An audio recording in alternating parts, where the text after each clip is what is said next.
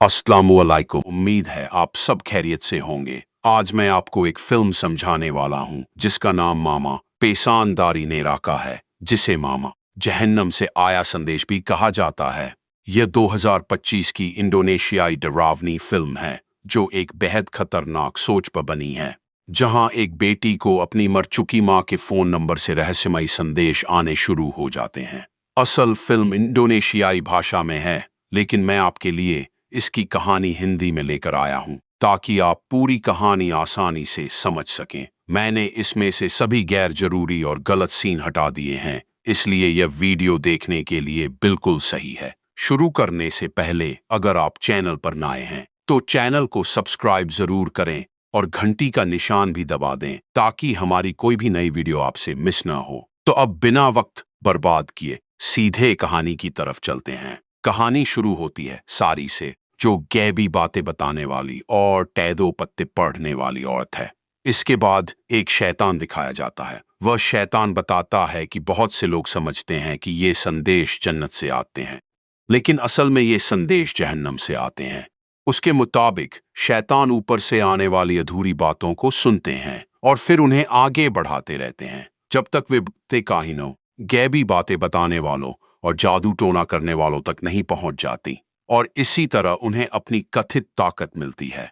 वह शैतान यह भी बताता है कि काहिन, जादू टोना करने वाले कभी कभी सच्चे संदेश भी दे देते हैं, लेकिन उन सच्चे संदेशों के पीछे बहुत सारे झूठ भी छिपे होते हैं। सारी एक आदमी के लिए पत्ते पड़ रही थी और पत्तों में बार बार मौत वाला पत्ता आ रहा था जो किसी की मौत की निशानी था। शैतान ने बताया कि वह मौत उस आदमी की नहीं बल्कि खुद सारी की थी। इसके बाद सारी अपने साथी काहिन कार्तो के पास गई, जिसने पत्ते पढ़ना छोड़ दिया था, और उसे पूरी बात बताई। कार्तो ने उसे बताया कि वे लोग अपने काम में जो फुसफुसाहटें सुनते हैं वे खुद शैतानों की तरफ से आती हैं और उनका रास्ता जहन्नम से होता है। ऐसे काम में मौत पक्की होती है और उसे पलटना आसान नहीं होता। जब वे दोनों बात कर रहे होते हैं तभी सारी को वही शैतान वहां भी दिखाई देता है, और वह ऐसा दिखाता है जैसे वहां काम करने वाले बावर्ची को चाकू की धार से मार दिया गया हो, लेकिन असल में ऐसा कुछ नहीं हुआ था। बाद में हम सारी की बेटी पुत्री को देखते हैं जो घर में सारी का इंतजार कर रही होती है। फिर हमें सारी दिखाई जाती है जिसके बारे में खबर रेडियो पर सुनाई जा रही होती है। सारी भाग रही होती है और भागते भागते वह एक हादसे वाली जगह पर पहुंच जाती है जहां एक ट्रक उसे टक्कर मारकर निकल जाता है। जब सारी आंखें खोलती है तो उसे लगता है कि वह बिल्कुल ठीक है, लेकिन फिर वह देखती है कि पास में एक गाड़ी बुरी तरह टकराई हुई है। जल्द ही हमें समझ आ जाता है कि सारी खुद उसी हादसे में मर चुकी थी, और जिस सारी को हम देख रहे थे वह असल में उसकी रूह थी। उसे खुद भी यह एहसास नहीं था कि वह पहले ही मर चुकी है। फिर सीन उसके दफन के दिन पर आ जाता है, जहां हमें पुत्री का बॉयफ्रेंड डोनी और पुत्री की खाला मारनी दिखते हैं जो सारी की बहन होती है। सारी रस्मों के बाद सारी को दफन कर दिया जाता है और डोनी भी वहां से जा चुका होता है। मारनी कुछ दिनों के लिए पुत्री के साथ रुकती है और दूसरे कमरे में रहने लगती है। पुत्री को अपने बचपन की यादें आती हैं जब सारी उसे पत्ते पढ़ना सिखाया करती थी। फिर सारी पुत्री की यादों के अंदर दिखाई देती है और उसे अपने दफ्तर तक ले जाती है, जहां पुत्री को सारी के टैरो पत्ते मिलते हैं और वह उन्हें एक डिब्बे से बाहर निकालती है। इसके बाद हमें पुरानी याद दिखाई जाती है। उस याद में पता चलता है कि कुछ समय पहले सारी और पुत्री के बीच झगड़ा हुआ था, क्योंकि सारी पुत्री पर ध्यान नहीं दे रही थी और हर समय लोगों के लिए पत्ते पढ़ने में लगी रहती थी। बाद में एक रात जब पुत्री सो रही होती है तभी कोई उसके कंधे को छूता है और वह जाग जाती है। वह कमरे से बाहर आती है। उसे बाहर से अपनी माँ की आवाज सुनाई देती है, लेकिन जब वह हर जगह देखती है तो उसे कोई नहीं मिलता, जबकि आवाज लगातार आती रहती है। तभी मारनी वहां आ जाती है, जिससे पुत्री डर जाती है। पुत्री मारनी से पूछती है कि क्या वह उसे बुला रही थी, लेकिन मारनी कहती है कि नहीं, उसने नहीं बुलाया। यह सुनकर पुत्री अपने कमरे की तरफ जाने लगती है, लेकिन वह एक कोने में रुक जाती है। तभी उनके घर में काम करने वाली सेप्ती वहां आती है। सेप्ती पुत्री को उसके कमरे में ले जाती है और कहती है कि अगर उसे कभी बात करनी हो तो वह उससे बात कर सकती है। वह पुत्री को सुलाती है और चली जाती है। सेप्ती जाने के बाद कोई पुत्री को संदेश भेजता है, खुद को सारी बताता है और दावा करता है कि वे उसकी माँ है। यह देखकर पुत्री सोचती है कि शायद ये कोई घटिया मजाक है, इसलिए वे फिर से सो जाती है। लेकिन जब वही नंबर दोबारा संदेश भेजता है तो पुत्री उस नंबर पर कॉल करती है और सारी का फोन, जिसे पुत्री ने अपने कमरे में रखा हुआ था, बजने लगता है। यह देखकर पुत्री डर जाती है और कंबल के नीचे छिप जाती है, जैसे डर के खिलाफ उसका सबसे मजबूत हथियार वही कंबल हो। लेकिन अब उसे सारी की आवाज सुनाई देती है जो पुत्री का नाम पुकार रही होती है। यहाँ हमें सारी की रूह भी दिखाई देती है। फिर अगली सुबह जब पुत्री जागती है तो उसे मारनी अपने कमरे में कुछ भी ढूंढती हुई मिलती है। मारनी कहती है कि वह बस सफाई कर रही थी, लेकिन जब उसे वहां पड़ा सारी का मोबाइल फोन मिलता है तो वह उसे उठा लेती है, पर पुत्री उसके हाथ से फोन छीन लेती है। फिर मारनी उसे बताती है कि सारी का आखिरी संदेश उसके लिए यह था कि पुत्री उसके लिए एक तकरीर लिखे और शायद इससे सारी की रूह को सुकून मिल जाए। इसके बाद पुत्री अपने कॉलेज जाती है और डोनी को संदेशों के बारे में बताती है, लेकिन डोनी कहता है कि शायद कोई उसके साथ मजाक कर रहा है, मगर इतना घटिया मजाक कौन कर सकता था। फिर पुत्री की कुछ सहेलियां उसके पास आती हैं और उसे अपने साथ चलने के लिए कहती हैं और पुत्री मान जाती है। तभी पुत्री को एक और संदेश मिलता है और सारी उसे बताती है कि उसकी सहेलियां उसे नुकसान पहुंचाने की कोशिश कर रही हैं, इसलिए उसे उनके साथ नहीं जाना चाहिए। लेकिन पुत्री फिर भी उन संदेशों को नजरअंदाज कर देती है। जैसे ही वह घर जाने वाली होती है, एक औरत आती है और उसे कहती है कि उसे अपनी माँ के संदेशों पर भरोसा करना चाहिए। यह देखकर पुत्री और भी डर जाती है, क्योंकि उसे समझ नहीं आता कि इस औरत को इन संदेशों के बारे में कैसे पता चला। रात को पुत्री अपनी सहेली के घर जाती है। वहां उसकी सहेलियां उसे डराती हैं और फिर उससे कहती हैं कि वह उनके लिए पत्ते पढ़े।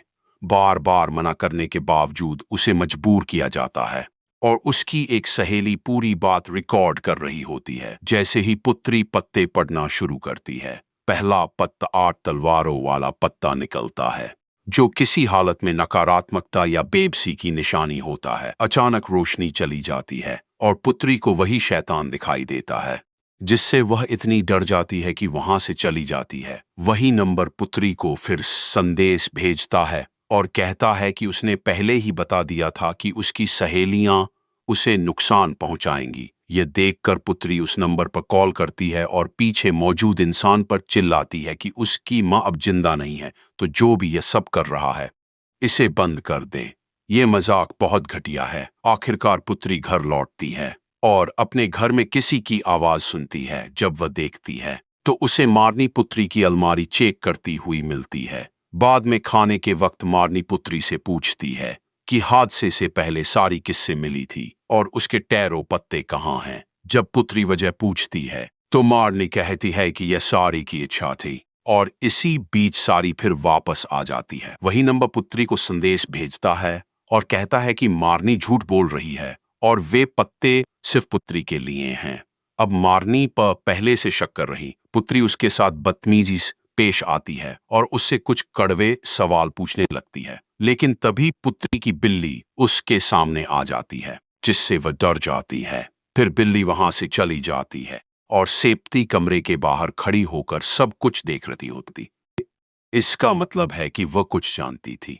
कमरे में वापस जाकर पुत्री टैरो पत्तों को देखने लगती है। कुछ पत्ते नीचे गिर जाते हैं और जैसे ही वह उन्हें उठाने के लिए झुकती है, पत्ते एक गोल दायरा बना लेते हैं। उस दायरे में मौत को दिखाने वाला पत्ता होता है। इसके बाद पुत्री सो जाती है और रात को जब वह जागती है तो उसे अपने कमरे के बाहर कोई दिखाई देता है। वह दरवाजा खोलती है और वहां अपनी बिल्ली को पाती है। बिल्ली चली जाती है और पुत्री फिर सो जाती है। उधर सारी के कमरे में मारनी अभी भी टैरो पत्ते ढूंढ रही होती है। तभी उसे किसी मौजूदगी का एहसास होता है और वह देखने लगती है, लेकिन उसे वहां कोई नहीं मिलता। मगर फिर अचानक उसे कफन में लिपटी सारी की लाश दिखाई देती है, यानी पोकोंग जैसी डरावनी शक्ल, और मारनी बुरी तरह डर जाती है। मारनी अपनी आंखें बंद करती है और जैसे ही वो आंखें खोलती है सारी गायब हो जाती है। फिर मारनी पुत्री की बिल्ली को देखती है उसे उठाती है और अपने साथ ले जाती है। अगली सुबह जब पुत्री कॉलेज के लिए निकलती है तो उसे अपनी बिल्ली कहीं नहीं मिलती, जिससे वह बहुत परेशान हो जाती है। वह अपनी काम वाली सेप्ती से उसे ढूंढने के लिए कहती है। फिर सेप्ती उसे बताती है कि उसकी गाड़ी का टायर पंचर है, इसलिए वह टैक्सी बुक करती है और कॉलेज चली जाती है और फिर डोनी को सारे संदेश दिखाती है। पुत्री सोचती है कि उसकी माँ उसे संदेश भेज रही है, लेकिन डोनी को लगता है कि यह सब मजाक है। फिर सारी उसे मारनी की एक तस्वीर भेजती है, जिसमें मारनी पुत्री की बिल्ली को पकड़े होती है। पुत्री डोनी को वह तस्वीर दिखाती है और डोनी का सिर्फ एक सवाल होता है कि यह तस्वीर किसने ली। तभी स्कूल की एक लड़की पुत्री के पास आती है और पुत्री से उसके लिए पत्ते पढ़ने को कहती है, क्योंकि उस दिन उसकी सहेलियों ने जो वीडियो रिकॉर्ड की थी वह मशहूर हो चुकी होती है। पुत्री सीधे अपनी सहेलियों के पास जाती है और उनसे वीडियो हटाने के लिए कहती है, लेकिन उसकी सहेलियां उसे धक्का देने लगती हैं। उसी वक्त पुत्री अपने सिर में एक फुसफुसाहट सुनती है जो उसे ऐसा करने के लिए कहती है, और अचानक वह काबू से बाहर हो जाती है। वह एक बोतल तोड़ती है और उसी से अपनी सहेली पर वार करने लगती है, लेकिन डोनी सही समय पर आकर उसे रोक लेता है। पुत्री होश में आती है और बाथरूम की तरफ भागती है, यह सोचते हुए कि उसके साथ क्या हुआ। वहां उसे किसी के रोने की आवाज सुनाई देती है। जब पुत्री देखती है तो उसे अपनी माँ रोती हुई मिलती है।